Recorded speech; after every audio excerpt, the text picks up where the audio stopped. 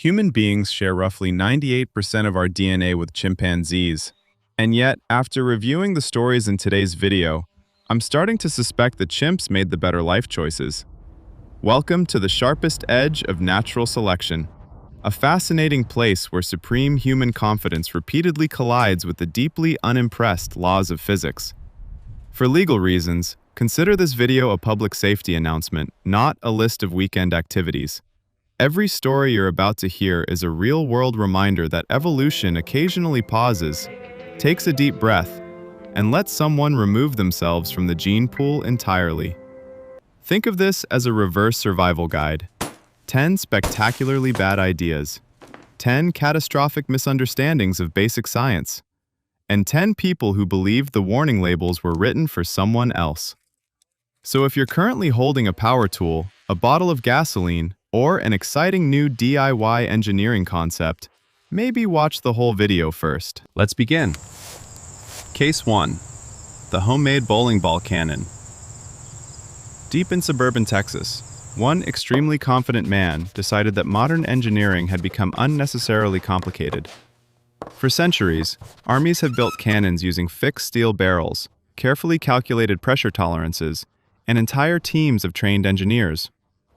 Our protagonist looked at all of that and came to a very different conclusion. How hard could it be? His goal was simple: build a homemade cannon capable of launching a 15-pound bowling ball across a nearby field. Not for science, not for research, just because it sounded cool. Now, the basic principle of a cannon is extremely straightforward. You create a controlled explosion inside a sealed chamber.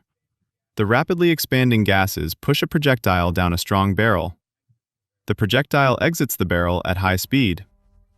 The key word here is strong. Real cannons are built from heavy, military-grade steel because the pressure inside the chamber can be absolutely enormous.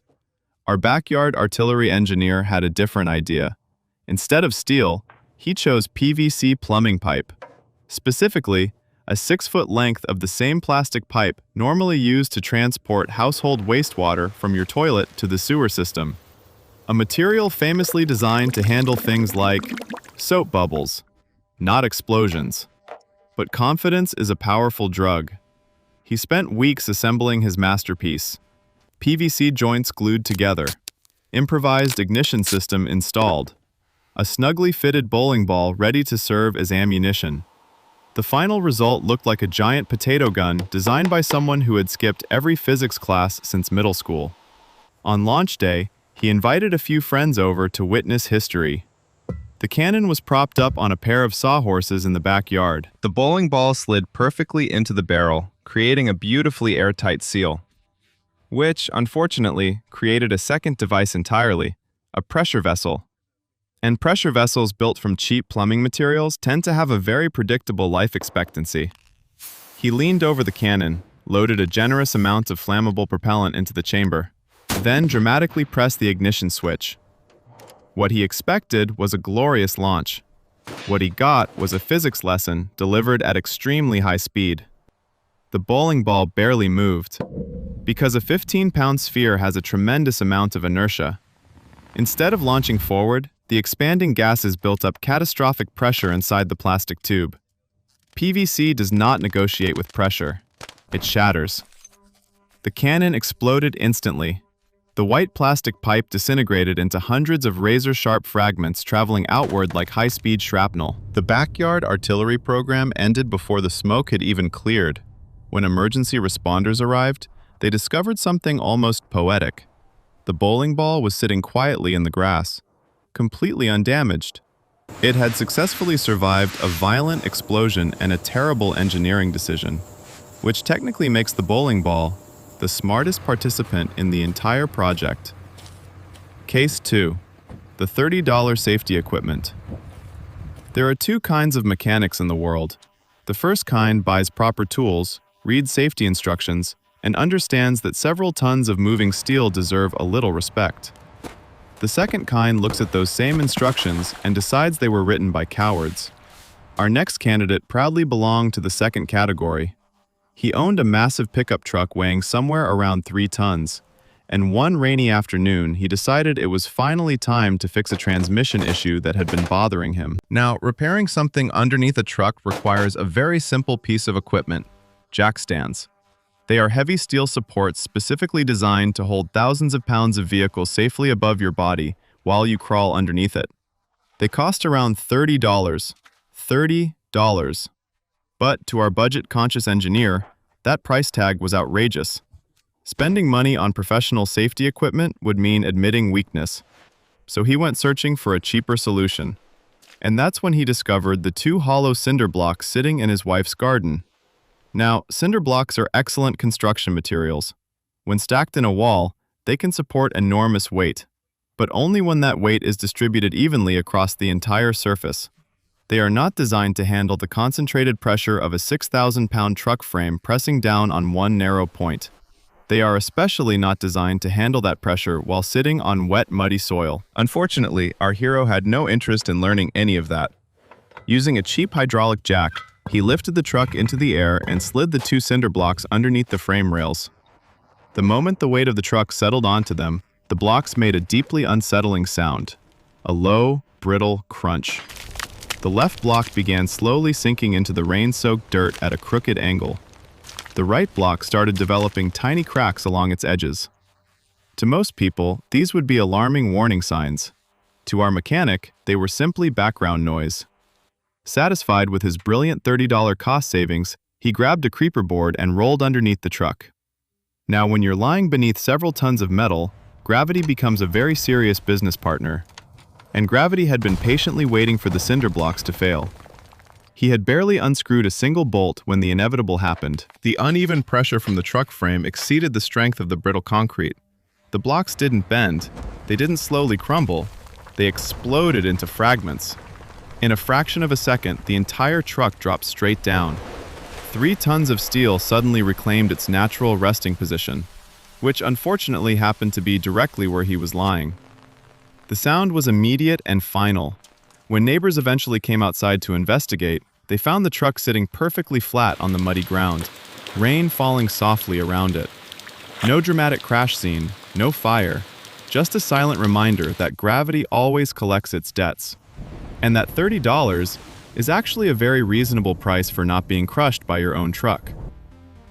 Case 3. The Train Roof Surfer. Alcohol has a fascinating ability to temporarily uninstall the human brain. Add a large ego to the mix, and suddenly perfectly ordinary adults begin auditioning for a Darwin Award. Our next contestant was the loudest guy on every bar crawl, the type of man who believes volume equals courage and tequila equals superpowers. On this particular night, his blood alcohol level had reached a concentration normally used to disinfect hospital equipment. Logic had already packed its bags and left the building, but our hero had a reputation to maintain. He had spent the evening loudly explaining to his friends that he was an adrenaline junkie, a man who lived for danger, someone who could handle the kind of thrills ordinary people were too scared to attempt. Naturally, this speech was delivered while standing safely on a sidewalk, holding a plastic cup. Eventually, he decided words were no longer enough. It was time to prove himself. So he led his increasingly concerned group of friends to the nearby commuter rail station with a plan that only made sense to someone whose brain was currently marinating in cheap alcohol. He was going to ride on top of the train. Not inside the train, on top of it. Now, trains are not designed for rooftop passengers.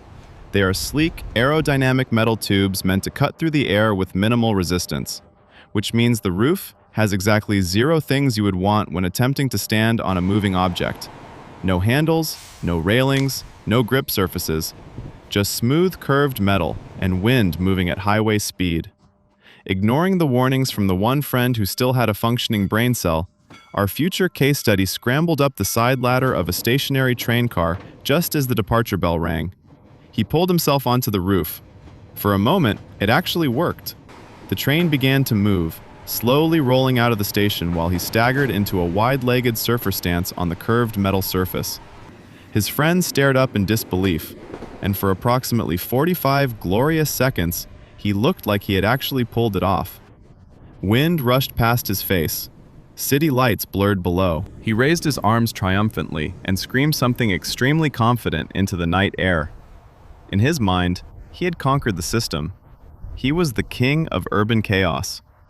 What he had completely forgotten was one extremely boring but extremely important field of human knowledge: civil engineering.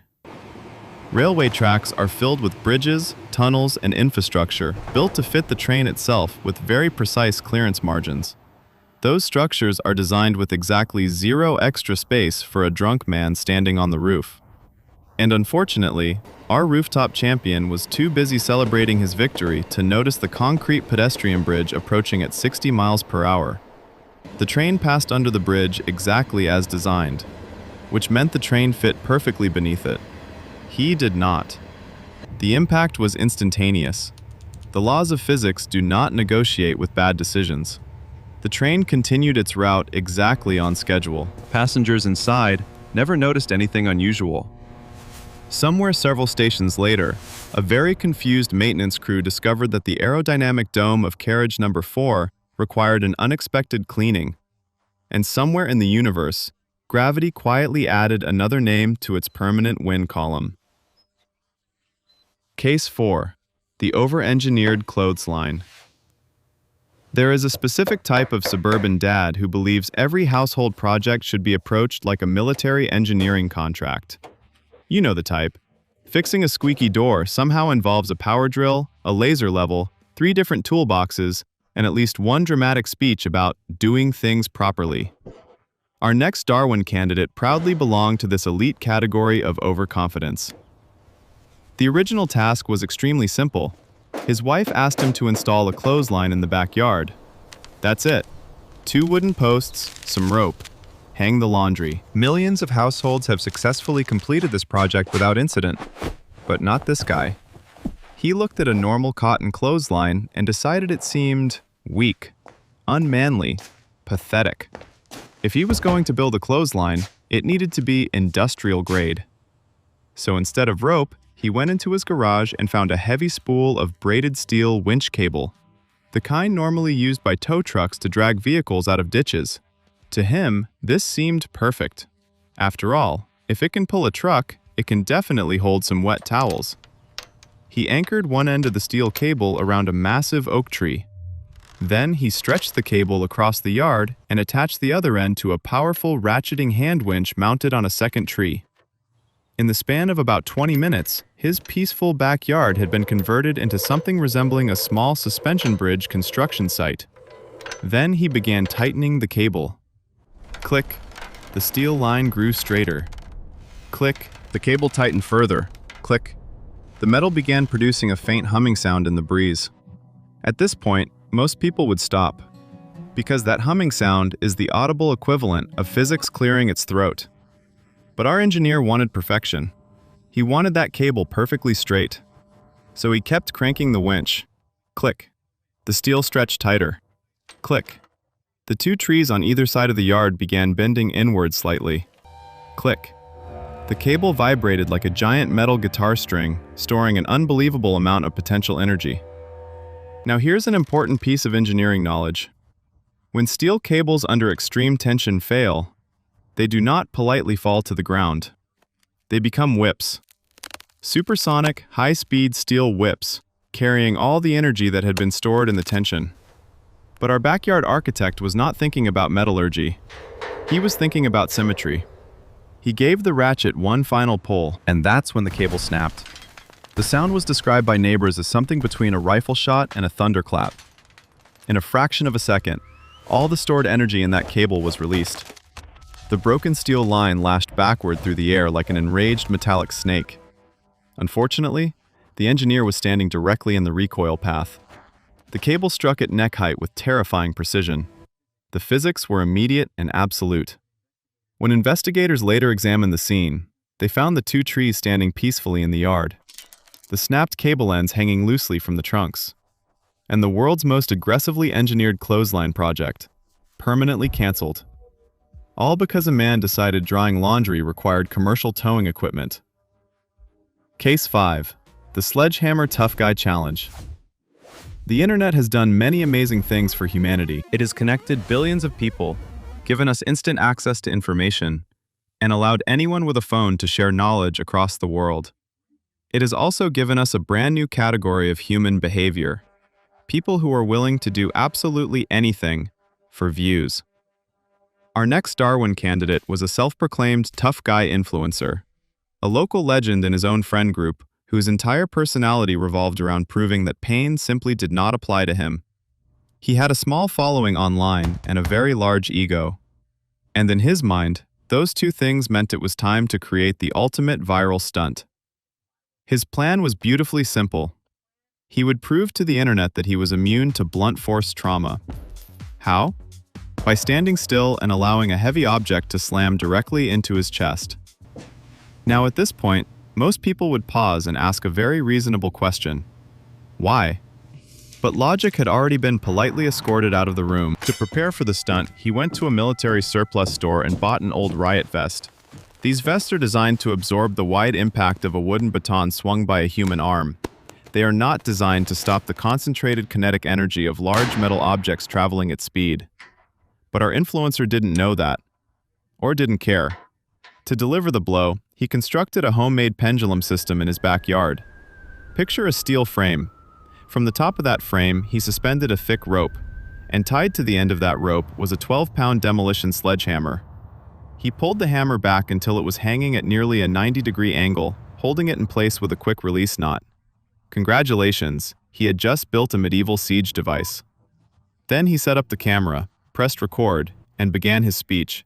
He explained to his followers that fear was an illusion, pain was weakness leaving the body, and that modern society had made people soft. To demonstrate true toughness, he stepped directly into the lowest point of the pendulum's arc, the exact location where the hammer would be traveling at maximum speed. Then, he dramatically pulled the release rope. Gravity immediately began doing what gravity has done flawlessly for the past 13.8 billion years. The hammer swung downward in a perfect arc, accelerating the entire way. Now here's where physics gets interesting. A 12-pound iron hammer moving through a pendulum arc builds a surprising amount of kinetic energy. And unlike a wooden baton, all of that energy is concentrated into a very small impact surface. The hammer struck his chest with a sound that neighbors later described as deeply concerning. The riot vest compressed instantly, but foam padding is not magic. It simply spreads force slightly wider. It does not remove the energy. And the human rib cage is not designed to handle direct impacts from medieval demolition tools. The force transferred straight through the vest and into his chest cavity. The result was immediate. The camera kept recording because cameras are incredibly loyal employees. When the footage was later reviewed, it revealed something almost poetic. He had succeeded in creating a viral video, just not the kind he originally imagined. Instead of proving that pain was an illusion, he had successfully demonstrated that Isaac Newton remains undefeated. Case 6. The Highway Opossum Rescue. There exists a very specific type of person who believes the natural world operates like a Disney movie.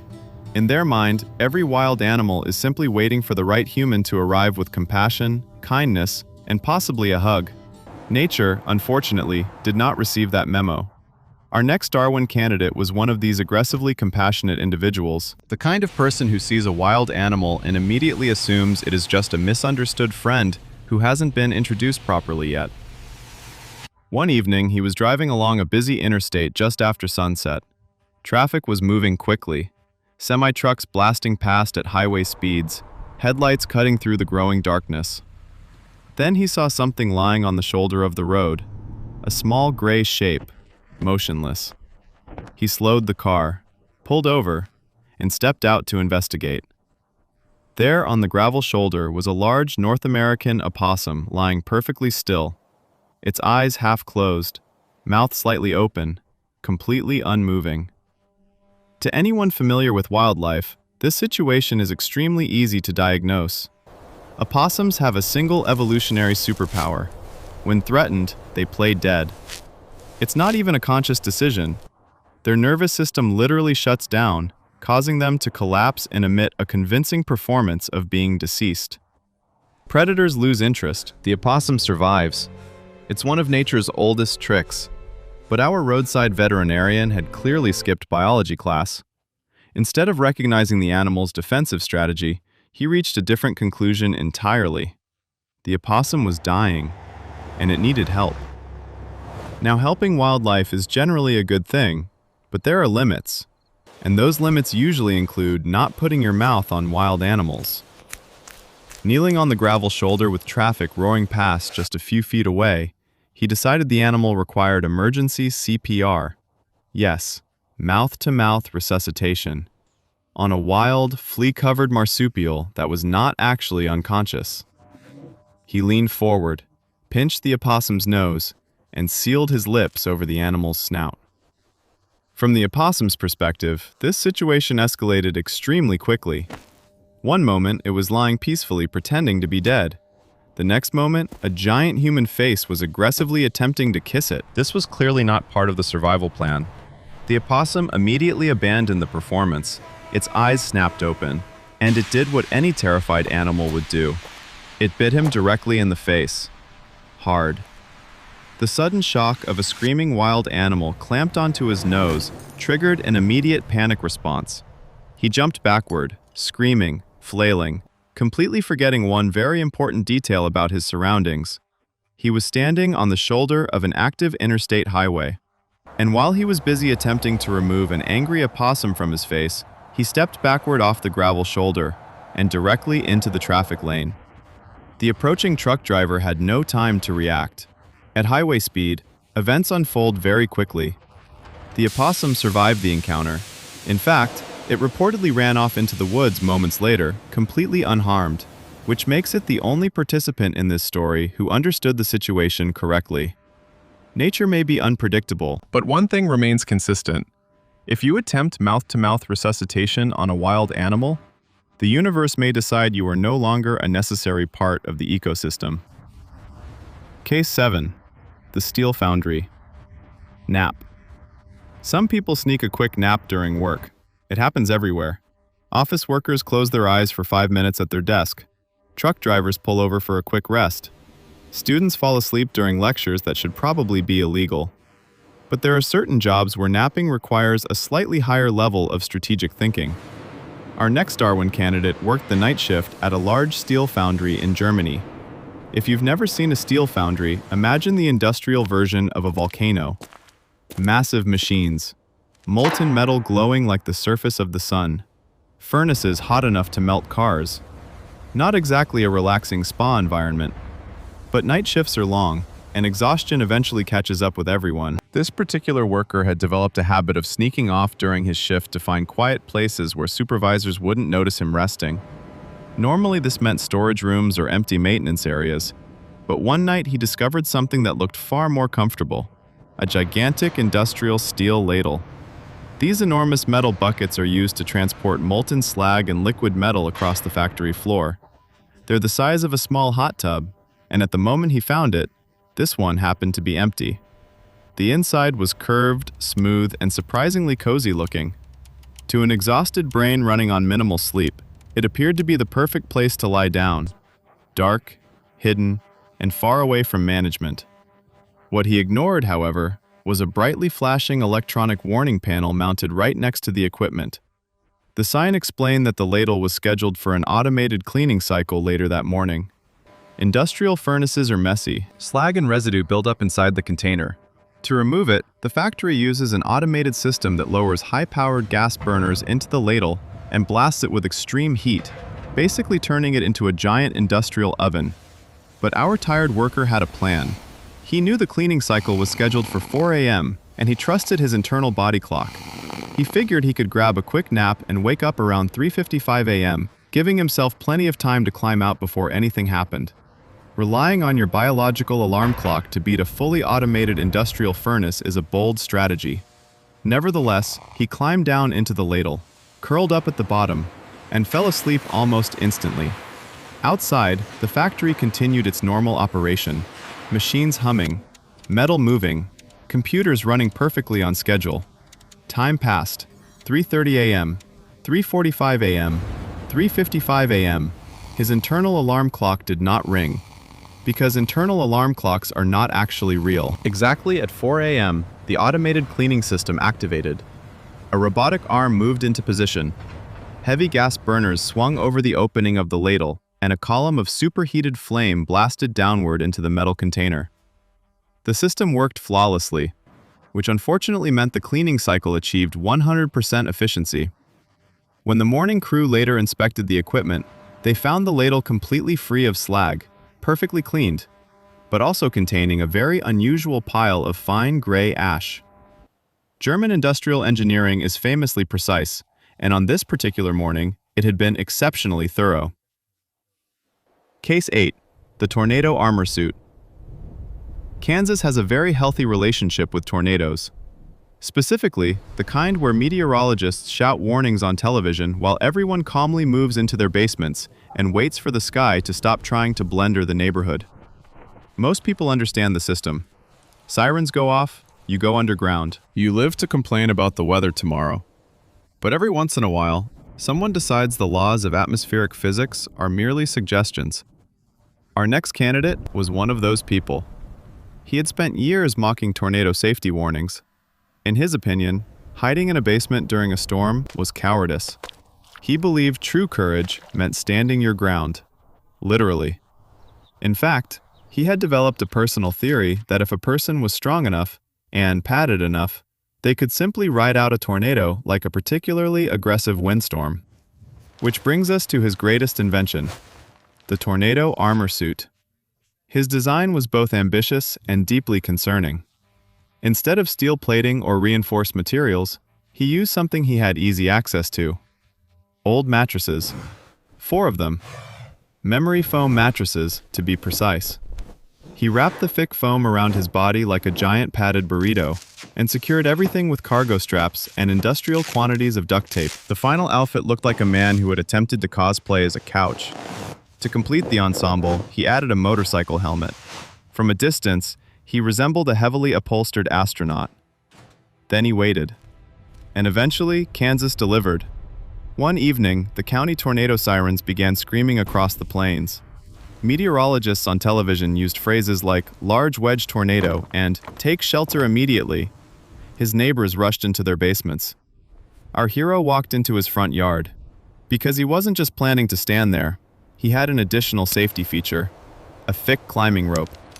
He tied the rope around his padded waist and secured the other end tightly around the trunk of a large oak tree. The plan was simple. The tornado would hit, the rope would hold, the padding would absorb debris, and he would become the first human being to ride out a tornado like a champion.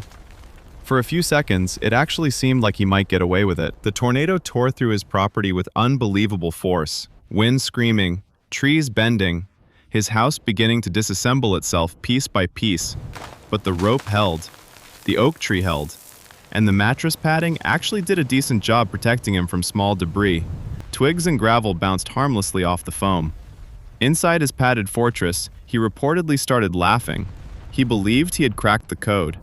Mother Nature had been defeated by bedroom furniture. Unfortunately, tornadoes do not throw only twigs. They throw everything. Cars, tree trunks, entire sections of houses. And just as our padded storm warrior raised his arms in victory, the tornado delivered a final object from the swirling debris cloud. A massive steel roof truss, ripped clean from his own house moments earlier, moving horizontally through the air at well over 100 miles per hour. Memory foam is excellent for sleeping. It is not designed to stop airborne construction materials traveling at highway speeds. The beam bypassed the padding completely. The impact was immediate and extremely final. In the quiet aftermath of the storm, the rope still hung from the oak tree. The mattresses lay scattered across the yard. And somewhere in the wreckage was the deeply ironic reality that the very roof he had refused to hide under had come back to finish the argument. Sometimes the best survival strategy is not innovation. Sometimes the best strategy is simply going into the basement like everyone else. Case 9. The Open Concept Renovation. Home renovation shows have done something extremely dangerous to the human population. They've convinced millions of people that demolition is easy. A confident host walks into a house, swings a sledgehammer at a wall, and suddenly the entire space becomes bright, modern, and open. What television rarely shows is the boring part. Structural engineers. Load calculations. The fact that some walls are not decoration. Some walls are the only thing preventing gravity from redecorating the entire building at once. Our next candidate had recently purchased a small second-floor condo in an older concrete apartment building. It wasn't a bad place, but there was one feature he absolutely hated. Right in the middle of the living room stood a thick, reinforced concrete pillar. To a trained engineer, this pillar would immediately signal one thing: load-bearing support. To our enthusiastic DIY designer, it signaled something else entirely: an eyesore. He dreamed of a beautiful, open-concept living room. No pillar, clean sightlines, modern aesthetic. So he made a bold executive decision. The pillar had to go. Now, most people would call a contractor at this point, or perhaps an engineer, someone who understands the basic skeleton of a multi-story building. But that would require patience, and possibly paperwork. Instead, he grabbed a 12-pound sledgehammer and decided to perform surgery on the building himself. At first, the demolition seemed to be going very well. Concrete chunks broke away. Dust filled the air. The pillar slowly began to shrink. This success gave him confidence. Too much confidence. What he did not realize was that the thick concrete column contained steel rebar reinforcement running through the center. Rebar is the backbone of structural concrete. Cut it, and you're no longer remodeling. You're dismantling the skeleton of the building. But our interior designer was in the zone. Hammer swings turned into sparks as the steel bars became exposed. Instead of stopping, he grabbed a cutting tool and began slicing through them one by one. Above him, the building started sending warning signals. Deep groaning sounds echoed through the ceiling. Hairline cracks began spreading across the drywall like lightning bolts. Fine dust drifted down from above. To most people, this would be deeply alarming. To him, it was just the building settling. Eventually, only a small portion of the pillar remained, one final section of concrete still connecting the floor to the ceiling. He raised the sledgehammer, took one last heroic swing, and shattered it. For a brief moment, his dream came true. The pillar was gone. The living room was completely open. Unfortunately, so was the structural support for everything above him. Without the pillar, the entire weight of the floor above suddenly had nowhere to go. Gravity, which had been waiting patiently this entire time, finally stepped in. The ceiling did not slowly sag. It collapsed in seconds. The upstairs neighbor's living room came crashing downward into his brand new open concept space. Concrete slab, bookshelves, furniture, a massive sofa, and a television that had been quietly watching daytime television moments earlier. The renovation was completed instantly, just not the way he imagined. In the end, the building technically did achieve an open floor plan. 2 apartments had successfully merged into one. But unfortunately for the architect of this bold design, he was now permanently part of the foundation. Case 10. The blowtorch tire repair. Some people look at warning labels and think, that's useful information. Other people look at warning labels and think, that's written for idiots. Our final Darwin candidate proudly belonged to the second group. He owned a large pickup truck and had recently discovered that one of the steel rims on his tire was slightly bent. This is a very common problem, and there is a very standard solution. You remove the tire, deflate it completely, and then heat the bare metal rim so it can be reshaped safely. Professional mechanics do this every day. But removing the tire takes time.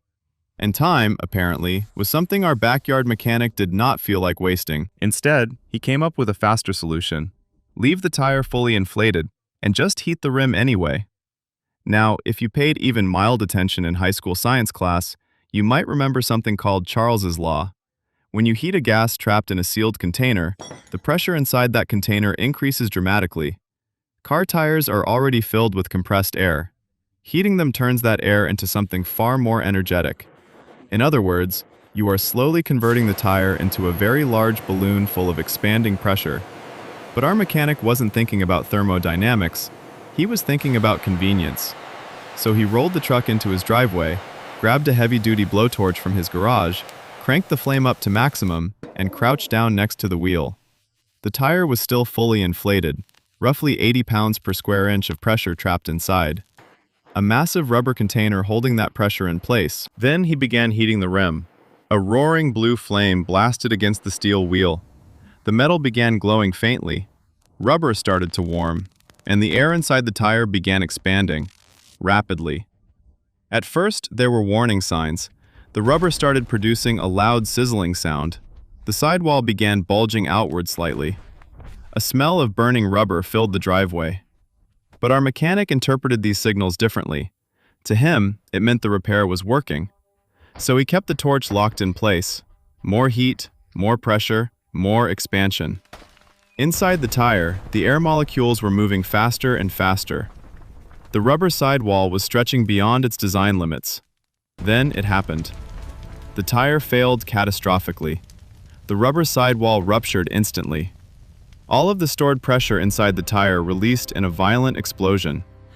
The steel rim was launched outward like a high-speed projectile, and when several pounds of metal suddenly accelerate outward under explosive pressure, they do not move politely. The blast happened faster than human reflexes could react. Neighbors later described hearing something that sounded like a cannon firing. In a way, that description was fairly accurate, except the cannon had been pointed directly at the person operating it. When emergency responders arrived, they discovered something grimly ironic.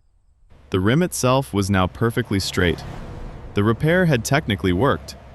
It had just cost slightly more than the $15 tire removal fee he had originally tried to avoid. Sometimes the most expensive repairs are the ones you attempt to do cheaply. And there you have it. 10 spectacular examples of human confidence colliding headfirst with reality. A homemade bowling ball cannon, a truck balanced on garden cinder blocks, train surfing at highway speeds, industrial-strength clotheslines, viral internet stunts involving sledgehammers, CPR attempts on wild opossums, steel foundry naps, mattress armor tornado battles, open-concept demolition projects, and finally, a blowtorch aimed directly at a pressurized tire. Every one of these stories proves the same simple rule. The universe does not hate you, but it does strictly enforce physics. Now I want to hear from you.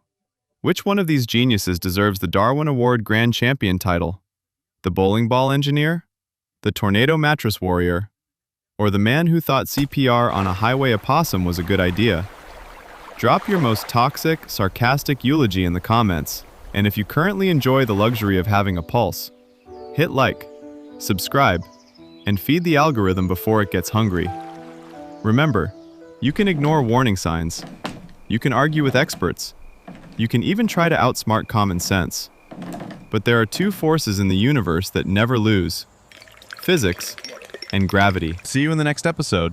Until then, drink some water, avoid heavy machinery, and maybe leave the engineering to people who passed science class.